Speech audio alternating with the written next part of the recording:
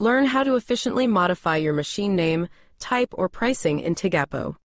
From the Tigapo homepage, click on Machines in the side menu as highlighted in green. The Machines page will open and display the machines. Each row on the page represents a machine by name.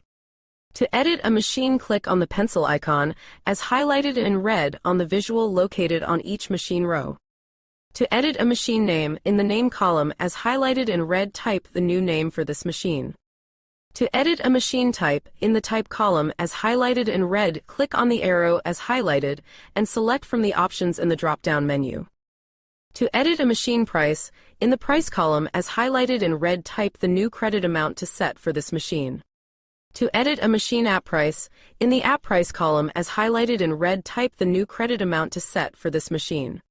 Save your changes by clicking on the checkmark icon on of the machine row as highlighted. More edits, simply repeat this process for each machine row.